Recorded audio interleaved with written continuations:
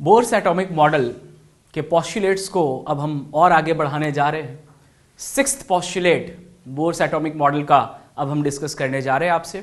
तो चलिए सबसे पहले मैं आपसे कहूँगा एक बार स्टेटमेंट क्या है सिक्स्थ पॉस्टुलेट का, वो आप देखिए। द एमिशन और absorption of energy in the form of a quantum can occur when electron moves from one stationary orbit to another।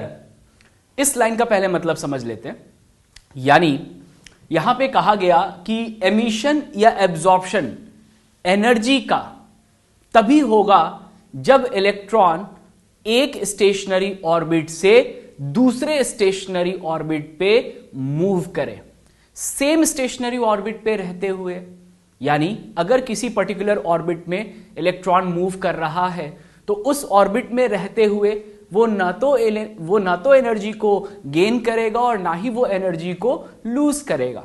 यानी इलेक्ट्रॉन एनर्जी को लूज या एब्जॉर्ब तभी कर सकता है जब वो एक स्टेशनरी ऑर्बिट से दूसरे स्टेशनरी ऑर्बिट पे जाएगा। ठीक है, ये चीज आप फर्स्ट लाइन में एक बार दोबारा से पढ़िए, मीनिंग इसका क्लियर होगा। द एमिशन और absorption of energy in the form of a quantum can occur only when electron moves from one stationary orbit to another. If electron moves from outer to inner orbit it emits a definite amount of energy in the form of a quantum, whereas if the electron moves from inner to outer orbit then it absorbs definite amount of energy in the form of a quantum। इस पूरे statement का meaning क्या है कि देखो सीधा सा फंडा है, सेम ऑर्बिट में जब तक वो रिवॉल्व कर रहा है तब तक कोई एनर्जी एब्जॉर्ब या एमिट नहीं करेगा, लेकिन वो एक स्टेशनरी ऑर्बिट से दूसरे पे जाएगा तो वो एनर्जी का एब्जॉर्प्शन या एमिशन करेगा। कब एमिट करेगा और कब एब्जॉर्ब करेगा ये भी हमें जानना चाहिए। तो यहां पे जो स्टेटमेंट लिखा है वो ये कह रहा है कि जब इलेक्ट्रॉन आउटर ऑर्बिट से, देखो बेटा यहां पे मैंने एक डायग्राम भी बनाया है आपके समझदारी के लिए कि आप अच्छे से चीजों को समझे। जैसे ये न्यूक्लियस है और ये फर्स्ट ऑर्बिट, देखो बेटा मैंने यहां पे कहा ना ये न्यूक्लियस है और ये क्या है फर्स्ट ऑर्बिट, ये सेकेंड ऑर्बिट, ये थर्ड ऑर्बिट, ये फोर्थ ऑर्बिट, ये फिफ्थ ऑर्बिट। ठीक है, तो न्यूक्लियस के क्लोजेस्ट कौन सा ऑर्बिट है? First orbit, then second orbit, then third orbit, then fourth orbit, then fifth orbit. ठीक है, तो जो इलेक्ट्रॉन आउटर ऑर्बिट से, यानी अगर फिफ्थ फोर्थ से, ये सब आउटर ऑर्बिट है, आउटर ऑर्बिट से इनर ऑर्बिट की तरफ आएगा। ठीक है, इनर ऑर्बिट जैसे ये फर्स्ट ऑर्बिट हुआ इनर ऑर्बिट, फिफ्थ ऑर्बिट हो गया आउटर ऑर्बिट, यानी वन से बियॉन्ड जो कुछ भी है वो वन के लिए तो आउटर ऑर्बिट हुआ ना। तो किसी भी आउटर ऑर्बिट से इनर ऑर्बिट की तरफ जब इलेक्ट्रॉन आएगा तो वो एनर्जी को क्या करेगा? एमिट करेगा। लेकिन अगर इलेक्ट्रॉन किसी इनर ऑर्बिट से आउटर ऑर्बिट पे जाएगा तो वो एनर्जी को डेफिनेटली एब्जॉर्ब करेगा। लेकिन ये जरूर ध्यान रखिएगा कि जो भी एनर्जी का ट्रांजैक्शन होगा, चाहे वो एमिशन के रूप में हो चाहे वो एब्जॉर्प्शन के रूप में हो, वो हमेशा होगा इन the form of a quantum. यानी अगर मैं आपसे कहूं कि इलेक्ट्रॉन अगर फर्स्ट ऑर्बिट से सेकंड ऑर्बिट पे गया, यानी इनर ऑर्बिट से आउटर ऑर्बिट पे गया, तो जैसा कि मैंने आपसे कहा था इनर ऑर्बिट से आउटर ऑर्बिट पे जाएगा तो वो एनर्जी क्या करेगा? एब्जॉर्ब। लेकिन जो एब्जॉर्ब एनर्जी की वैल्यू होगी वो एक डेफिनिट क्वांटम के रूप में ही होगी। यानी ये देखो फर्स्ट ऑर्बिट की जो एनर्जी है वो है -13.6 इलेक्ट्रॉन वोल्ट, सेकेंड ऑर्बिट की जो एनर्जी है वो है -3.4 इलेक्ट्रॉन वोल्ट। यानी मैं कह सकता हूं कि विथ साइन अगर हम एनर्जी को कंसिडर करें तो फर्स्ट ऑर्बिट की एनर्जी -13.6 कम है और सेकेंड ऑर्बिट की एनर्जी -3.4 उससे ज्यादा है। विथ साइन हम वैल्यू को कंपेयर करते हैं एनर्जी के, तो -13.6 कम है और -3.4 क्या है बेटा? ज्यादा। तो सोचो जरा, कॉमन सेंस लगाओ कि अगर वो इनर ऑर्बिट से आउटर ऑर्बिट पे जा रहा है, यानी लोअर एनर्जी वाले ऑर्बिट से हायर एनर्जी वाले ऑर्बिट पे जा रहा है, तो उसको तो एनर्जी एब्जॉर्ब करनी पड़ेगी क्योंकि पहले तो वो लोअर पे था, वो हायर पे जा रहा है, हायर एनर्जी वाले ऑर्बिट पे जा रहा है, तो एनर्जी एब्जॉर्ब होगी। लेकिन एब्जॉर्ब होने वाली एनर्जी रैंडमली उसकी वैल्यू कुछ भी नहीं हो सकती, उसकी एक डेफिनेट वैल्यू ही होगी इन the form of a quantum. यानी जो भी एनर्जी वो एब्जॉर्ब करेगा, एनर्जी इनर ऑर्बिट से आउटर ऑर्बिट पे जाने के लिए जो वो एब्जॉर्ब करेगा, वो एक फिक्स्ड अमाउंट, एक फिक्स्ड वैल्यू को रिप्रेजेंट करेगा, ठीक है। और वो जो एब्जॉर्प्शन होगा that should take place in the form of a quantum. जैसे फर्स्ट ऑर्बिट से सेकंड ऑर्बिट पे अगर ये जाएगा तो 10.2 इलेक्ट्रॉन वोल्ट जितनी डेफिनेट अमाउंट ऑफ एनर्जी अगर उसको मिलेगी तभी वो फर्स्ट ऑर्बिट से सेकंड ऑर्बिट पे जा पाएगा। अगर आप इससे कम या इससे ज्यादा, जैसे अगर मैं आपसे कहूं कि फर्स्ट से सेकंड पे भेजना है तो क्या मैं केवल 8.4 इलेक्ट्रॉन वोल्ट दूं तो चला जाएगा? बिल्कुल नहीं, उसको 10.2 ही एक डेफिनेट अमाउंट के रूप में आपको एनर्जी देनी पड़ेगी, तो ही वो फर्स्ट से सेकंड पे जा पाएगा। बोलो बात समझ में आ रही है? और अगर मैं आपसे कहूं कि इलेक्ट्रॉन सेकंड से फर्स्ट पे आ रहा है, मतलब आउटर ऑर्बिट से इनर ऑर्बिट पे आ रहा है, that means higher energy value से लोअर एनर्जी वैल्यू पे आ रहा है, तो बताओ हायर से लोअर एनर्जी वैल्यू पे आएगा तो एनर्जी एमिट होगी या एब्जॉर्ब? तो डेफिनेटली आप कहेंगे इस बार एनर्जी क्या होगी? एमिट होगी, यानी रिलीज होगी, और वो भी in the form of a definite amount of energy in the form of a quantum. तो मैं कह सकता हूं कि अगर हायर एनर्जी से लोअर एनर्जी लेवल पे इलेक्ट्रॉन ट्रांजिशन शो कर रहा है तो वो एक definite amount of energy release करेगा in the form of a quantum. और इस पर्टिकुलर डायग्राम में जो हाइड्रोजन एटम के लिए मैंने बनाया है, this diagram is made for hydrogen atom. तो यहां पे अगर आप देखिए तो ये हाइड्रोजन एटम के लिए जो एनर्जी की वैल्यूज लिखी है मैंने, अलग अलग ऑर्बिट में इलेक्ट्रॉन की एनर्जी क्या होगी उसकी वैल्यू मैंने लिखा है। उससे मैं ये कह सकता हूं कि आउटर ऑर्बिट से जब वो इनर ऑर्बिट पे आएगा तो वो एनर्जी को क्या करेगा? रिलीज करेगा in the form of a quantum, जिसकी वैल्यू क्या होगी? 10.2 इलेक्ट्रॉन वोल्ट। क्या मेरी बात समझ में आ रही है? चलिए अब मैं थोड़ा आपको इतना बेसिक आइडिया तो दे दिया, अब मैं थोड़ा और इसको इलैबोरेट करता हूं, इसको और एक्सप्लेन करता हूं डिटेल में, क्योंकि इसको समझना हमारे लिए बहुत जरूरी है, बहुत ही फंडामेंटल अप्रोच है। सबसे पहले तो मैं ये क्लियर कर दूं कि आगे चल करके मैं ये डेरिवेशन के थ्रू आपको प्रूव करूंगा कि इलेक्ट्रॉन की टोटल एनर्जी निकालने का फॉर्मूला सिंगल इलेक्ट्रॉनिक स्पीशीज के लिए -13.6 इंटू Z²/n² होता है। इससे हम इलेक्ट्रॉन की एनर्जी किसी ऑर्बिट में निकाल सकते हैं सिंगल इलेक्ट्रॉनिक स्पीशीज के लिए, ठीक है। तो एनर्जी इलेक्ट्रॉन वोल्ट पर एटम में निकालने का ये फॉर्मूला होता है बच्चों। Z क्या है इसमें? Z रिप्रेजेंट करता है एटॉमिक नंबर को। सिंगल इलेक्ट्रॉनिक स्पीशीज में जैसे हाइड्रोजन लोगे तो उसका एटॉमिक नंबर क्या होगा? 1। He+ लोगे तो उसका एटॉमिक नंबर क्या होगा? 2। तो जो भी सिंगल इलेक्ट्रॉनिक स्पीशीज है उसके अकॉर्डिंग Z यानी एटॉमिक नंबर आप पुट करें, और n क्या है? नंबर ऑफ ऑर्बिट, किस ऑर्बिट पे आप एनर्जी निकालना चाहते हैं इलेक्ट्रॉन की, वो आप n की जगह पुट करेंगे। जैसे फर्स्ट ऑर्बिट के लिए निकालना चाहते हो तो n की वैल्यू क्या रखोगे बेटा? 1। सेकंड ऑर्बिट के लिए निकालना चाहते हो तो n की वैल्यू क्या रखोगे? 2 एंड सो ऑन। तो पहले मैंने आपको ये समझाया। अब देखो ये न्यूक्लियस है बेटा, ये फर्स्ट ऑर्बिट, ये सेकंड ऑर्बिट, ये थर्ड ऑर्बिट, ये फोर्थ ऑर्बिट, ये फिफ्थ ऑर्बिट। अब अगर कोई मुझसे कहे कि हाइड्रोजन एटम के लिए ये पूरा का पूरा एनर्जी लेवल डायग्राम कहलाता है, जो कि मैंने यहाँ पे केवल हाइड्रोजन एटम के लिए फिलहाल प्लॉट किया है। तो अगर हाइड्रोजन एटम के लिए फर्स्ट ऑर्बिट की एनर्जी आपको चाहिए तो हाइड्रोजन के लिए Z कितना रखोगे? एटॉमिक नंबर यानी 1। और फर्स्ट ऑर्बिट के लिए चाहिए तो n की वैल्यू भी क्या रखोगे? 1। तो अगर मैं यहां भी 1 रखूं और यहां भी 1 रखूं तो एनर्जी कितनी आई? -13.6 इलेक्ट्रॉन वोल्ट।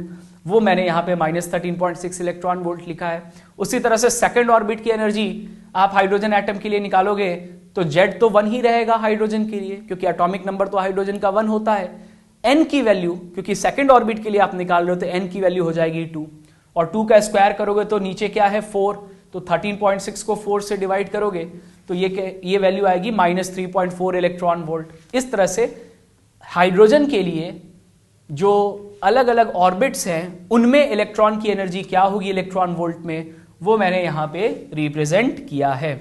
अच्छा, मैंने आपसे कहा भी था कि ये जो वैल्यूज हम कंपेयर करेंगे first orbit, second orbit, third orbit, fourth orbit और फिफ्थ ऑर्बिट में इलेक्ट्रॉन की जो एनर्जी है उसको जब आप कंपेयर करोगे कि कौन ज्यादा है कौन कम है, तो आप साइन के साथ कंपेयर करना, मतलब माइनस को कंसीडर करते हुए आप उसको कंपेयर करना। तो यकीनन आप यही कहोगे कि -13.6 से ज़्यादा है -3.4, -3.4 से ज़्यादा है -1.51, उससे ज़्यादा है -0.85, उससे ज़्यादा है -0.54। ये आप डेफिनेटली यहाँ पे आसानी से समझ सकते हो, इसलिए मैंने ग्रेटर देन का साइन लगाया है यहाँ पे कि E1 से ज़्यादा E2, उससे ज़्यादा E3, then E4, then E5। लेकिन बेटा मैं आपसे कहूँगा कि जो एनर्जी डिफरेंस है वो भले एनर्जी बढ़ते जा रही है, जैसे जैसे आप न्यूक्लियस से दूर जा रहे हो वैसे वैसे एनर्जी बढ़ती जा रही है इलेक्ट्रॉन की, लेकिन जो एनर्जी डिफरेंस है वो कम होते जा रहा है। मेरी बात ध्यान से समझना, एनर्जी डिफरेंस मतलब सेकंड और फर्स्ट ऑर्बिट के बीच का जो डिफरेंस है एनर्जी में, वो जब आप कैलकुलेट करोगे कैसे बेटा, -3.4 में से माइनस करोगे -13.6 को, तो रिजल्ट आएगा 10.2 इलेक्ट्रॉन वोल्ट। तो ये एनर्जी डिफरेंस जो है, ये फर्स्ट और सेकंड और फर्स्ट के बीच का एनर्जी डिफरेंस ज्यादा है थर्ड और सेकंड के एनर्जी डिफरेंस के रेस्पेक्ट में। आप थर्ड और सेकंड का एनर्जी डिफरेंस कैसे निकालोगे, -1.51 -3.4 इलेक्ट्रॉन वोल्ट। तो ये एनर्जी डिफरेंस जो आएगा वो थर्ड और सेकंड के बीच का एनर्जी डिफरेंस वो कम मिलेगा आपको, किसके रेस्पेक्ट में, सेकंड और फर्स्ट के एनर्जी डिफरेंस के रेस्पेक्ट में। यहां डिफरेंस वर्ड यूज कर रहा हूं, एनर्जी डिफरेंस।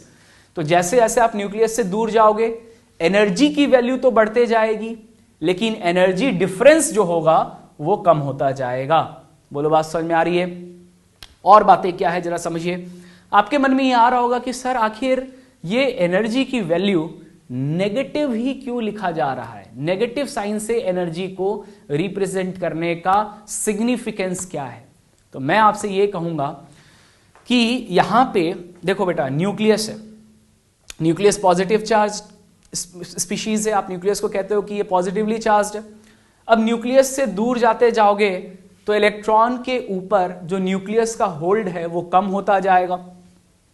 एक स्थिति ऐसे भी आएगी जिसे हम इन्फिनिटी कहते हैं, जहां पे ये माना जाता है कि न्यूक्लियस का होल्ड पूरी तरह से इलेक्ट्रॉन के ऊपर खत्म हो चुका है। यानी मैं कह सकता हूं कि न्यूक्लियस के अट्रैक्शन का कोई प्रभाव जिस समय जिस जगह आपको लगे कि इलेक्ट्रॉन के ऊपर नहीं पड़ रहा है, वहां से इन्फिनिटी हम कहते हैं कि इन्फिनिटी, वो जगह को क्या कहेंगे हम लोग, इन्फिनिटी। अब जरा एक बात मुझे बताइए कि अगर मैं कहूं कि इन्फिनिटी पे, तो जानते हो तुम इन्फिनिटी पर इलेक्ट्रॉन को माना जाता है, at infinity electron is considered to be a free electron at rest. इस स्टेटमेंट का मतलब समझिएगा, इन्फिनिटी पर माना जाता है कि न्यूक्लियस का कोई होल्ड इलेक्ट्रॉन के ऊपर नहीं है, कोई अट्रैक्शन जो है वो इलेक्ट्रॉन के ऊपर एक्सर्ट नहीं हो रहा है। तो मैं कह सकता हूं कि कोई एनर्जी इलेक्ट्रॉन की नहीं होगी इन्फिनिटी पर, उसकी पोटेंशियल एनर्जी भी जीरो, उसकी काइनेटिक एनर्जी भी जीरो, क्योंकि मैंने क्या कहा कि इन्फिनिटी पर इलेक्ट्रॉन को कहा जाता है free electron at rest. Free electron मतलब कोई अट्रैक्शन नहीं है, कोई पोटेंशियल एनर्जी नहीं है उसकी, और साथ ही साथ वो रेस्ट पे है तो उसकी कोई काइनेटिक एनर्जी नहीं है। अगर पोटेंशियल एनर्जी भी जीरो, काइनेटिक एनर्जी भी zero, that means total energy भी क्या होगी, जीरो। तो इलेक्ट्रॉन की टोटल एनर्जी इन्फिनिटी पे जीरो मानी जाती है। अब जैसे जैसे आप इन्फिनिटी से न्यूक्लियस की तरफ जाते जाओगे अट्रैक्शन बढ़ता जाएगा, अट्रैक्शन बढ़ता है तो एनर्जी कम होती है, और एनर्जी कम होती है का मतलब क्या है कि इन्फिनिटी पे अगर आपने एनर्जी को जीरो माना है और जैसे जैसे आप न्यूक्लियस के क्लोज जा रहे हो आपका कहना है कि एनर्जी को और कम होते जाना चाहिए, तो जीरो से और कम का मतलब क्या होता है, नेगेटिव। और इसी कारण से आप देखो तो इन्फिनिटी पर इलेक्ट्रॉन की एनर्जी हम जीरो बताते हैं, लेकिन जैसे जैसे आप न्यूक्लियस के क्लोज जाते जाते हो एनर्जी जो है वो और कम होते जाती है, और जीरो से कम यानी नेगेटिव वैल्यू ही हम रिप्रेजेंट करते हैं। अगर इलेक्ट्रॉन न्यूक्लियस के क्लोज जाएगा तो एनर्जी की वैल्यू और ज्यादा नेगेटिव होते जाएगी। और यहां पे देखिए हाइड्रोजन के फर्स्ट ऑर्बिट के लिए इलेक्ट्रॉन की टोटल एनर्जी कितनी है, -13.6 इलेक्ट्रॉन वोल्ट। चलिए, ये कुछ बेसिक आइडिया मैंने आपको दिया। इसके अलावा मैं आपसे और क्या कहूंगा कि ये ध्यान रखिए कि इलेक्ट्रॉन, मैंने कहा ना कि जब एक डेफिनिट अमाउंट ऑफ एनर्जी, मान लो कि इलेक्ट्रॉन फर्स्ट ऑर्बिट में, तो अगर आप उससे 10.2 इलेक्ट्रॉन वोल्ट की एक definite amount of energy provide कर रहे हो इन the form of a quantum, तो वो फर्स्ट ऑर्बिट से कहां चला जाएगा बेटा, सेकंड ऑर्बिट में। अगर वो फर्स्ट ऑर्बिट में है और आपने मान लीजिए 10.2 के आगे यानी मान लीजिए 11 इलेक्ट्रॉन वोल्ट दिया तो क्या होगा? तो 11 इलेक्ट्रॉन वोल्ट अगर एनर्जी आप दोगे तो ऐसा नहीं होगा कि इलेक्ट्रॉन जो है वो यहां से सेकंड ऑर्बिट पे आ जाएगा और 10.2 लेकर के आउट ऑफ 11 इलेक्ट्रॉन वोल्ट और बाकी बचे एनर्जी को वो अपनी काइनेटिक एनर्जी में कन्वर्ट कर लेगा। ऐसा सोचना बिल्कुल गलत है, क्योंकि जिस तरह इलेक्ट्रॉन की टोटल एनर्जी हर ऑर्बिट के लिए वेल डिफाइंड है, उसी तरह इलेक्ट्रॉन की kinetic energy as well as potential energy भी हर ऑर्बिट के लिए वेल डिफाइंड है। तो हम रैंडमली कुछ भी काइनेटिक एनर्जी जो है वो असाइन नहीं कर सकते इलेक्ट्रॉन के लिए सेकंड ऑर्बिट पे। एंड दैट्स वाई हम कहेंगे कि अगर इलेक्ट्रॉन को एक एनर्जी प्रोवाइड किया गया इन the form of a quantum which is 10.2, तब तो वो सेकंड ऑर्बिट पे जाएगा। लेकिन अगर मैं उसे 11 इलेक्ट्रॉन वोल्ट का दूंगा तो वो सेकंड ऑर्बिट पे नहीं जाएगा, यानी वो फोटोन किसी काम का नहीं होगा, कोई ट्रांजिशन यहां पे नहीं करवा पाएगा। चलिए अब आप बताओ, अगर वो ग्राउंड स्टेट पे है और आपने 12.09 इलेक्ट्रॉन वोल्ट का एक फोटोन इंसिडेंट कराया, तो देखो 12.09 इलेक्ट्रॉन वोल्ट एनर्जी डिफरेंस है फर्स्ट ऑर्बिट और थर्ड ऑर्बिट के बीच का एनर्जी डिफरेंस है 12.09 इलेक्ट्रॉन वोल्ट। तो अगर आपने फर्स्ट ऑर्बिट में जो इलेक्ट्रॉन है उसको एक definite amount of energy provide किया 12.09 इलेक्ट्रॉन वोल्ट का इन the form of a quantum, तो वो फर्स्ट ऑर्बिट से कहां चला जाएगा? थर्ड ऑर्बिट में। ठीक है, 11 इलेक्ट्रॉन वोल्ट दिया था तो कुछ नहीं हुआ था, यानी 10.2 के बाद सीधा 12.09 इलेक्ट्रॉन वोल्ट अगर दोगे जो कि फर्स्ट ऑर्बिट में इलेक्ट्रॉन है, तो ही वो उसको एब्जॉर्ब करके आगे जो है थर्ड ऑर्बिट पे जा पाएगा। यानी एक पर्टिकुलर वैल्यू का ही आप कह सकते हैं क्वांटम वो एब्जॉर्ब करेगा, एक डेफिनिट अमाउंट ऑफ एनर्जी ही वो एब्जॉर्ब करेगा अगर वो इनर ऑर्बिट से आउटर ऑर्बिट पे जा रहा है इन the form of a quantum. क्या मेरी बात से सहमत है? चलिए और इंटरेस्टिंग क्वेश्चन मैं आपसे पूछता हूं, जरा बताइए, देख करके डायग्राम बताइए कि इलेक्ट्रॉन अगर ग्राउंड स्टेट पे है और अगर मैंने उसे 12.75 इलेक्ट्रॉन वोल्ट जो कि एक डेफिनिट अमाउंट ऑफ एनर्जी है उतने अमाउंट का एक क्वांटम प्रोवाइड किया, तो इलेक्ट्रॉन कहां जाएगा? आप कहेंगे फर्स्ट ऑर्बिट से वो कहां जाएगा बेटा? फोर्थ ऑर्बिट पे चला जाएगा, क्योंकि डेफिनिट अमाउंट ऑफ एनर्जी आपने दिया। और ये कैसे निकला 12.75? भाई फर्स्ट ऑर्बिट की जो एनर्जी है और फोर्थ ऑर्बिट की जो एनर्जी है, दोनों का जो डिफरेंस है वही है 12.75 इलेक्ट्रॉन वोल्ट। उतना मिला तो उस डेफिनिट अमाउंट ऑफ एनर्जी को एब्जॉर्ब करके इलेक्ट्रॉन फर्स्ट ऑर्बिट से कहां चला जाएगा? फोर्थ ऑर्बिट पे। और अगर उसे 13.06 इलेक्ट्रॉन वोल्ट का एनर्जी आपने दिया तो वो फर्स्ट ऑर्बिट से सीधा फिफ्थ ऑर्बिट पे चला जाएगा। ठीक है, और अगर मैं आपसे कहूं ये तो हो गई बात इनर ऑर्बिट से आउटर ऑर्बिट पे जाने की, लेकिन अगर इलेक्ट्रॉन आउटर ऑर्बिट से इनर ऑर्बिट पे आएगा तो क्या फिर वो एब्जॉर्ब करेगा या एमिट करेगा? एमिट करेगा। जैसे कि सेकंड से फर्स्ट पे आया तो वो एमिट करेगा 10.2 इलेक्ट्रॉन वोल्ट। अगर वो थर्ड से सीधा फर्स्ट पे आया तो वो एमिट करेगा कितना बेटा? 12.09 इलेक्ट्रॉन वोल्ट। अगर वो फोर्थ से सीधा फर्स्ट पे आया तो वो एमिट करेगा 12.75 इलेक्ट्रॉन वोल्ट। और वो फिफ्थ से सीधा जंप करके फर्स्ट ऑर्बिट पे आया तो वो एमिट करेगा 13.06 इलेक्ट्रॉन वोल्ट का फोटोन। ठीक है, क्या मेरी बात से आप सहमत हैं? अच्छा, और भी बहुत सारी बातें हैं जो मुझे आपको यहां पे बताना है। इतनी बातें आपको क्लियर हुई? इसके अलावा और क्या इंफॉर्मेशन हम ले सकते हैं? देखो ये डायग्राम मैं थ्रू आउट अभी रखूंगा, इसको मैं इरेज नहीं करूंगा, ओमिट नहीं करूंगा, क्योंकि इसी डायग्राम से आगे के भी कई सारे पॉइंट्स जो हैं वो हमें जानने को मिलेंगे, समझने को मिलेंगे। यानी ये डायग्राम तो आप अपने दिमाग में पूरी तरह से सेट कर लीजिए। मैं तो ये भी कहूंगा कि आपको हाइड्रोजन के लिए पर्टिकुलरली ये वैल्यूज भी याद हो तो बहुत ही अच्छी बात होगी। यानी ये कोई बहुत बड़ी चीज नहीं है, आप याद रख सकते हैं। 2-3 बार अगर आप इसे पढ़ोगे तो आपको ये आसानी से याद होगा, ऐसा मेरा मानना है। -13.6 एक सीक्वेंस ही तो है। -13.6, -3.4, -1.51, -0.85, -0.54, ये इलेक्ट्रॉन की टोटल एनर्जी हाइड्रोजन के लिए अलग अलग ऑर्बिट में आपको याद रखनी चाहिए। अच्छा बेटा, एक और लॉजिकल क्वेश्चन मैं आपसे पुटअप करना चाहूंगा।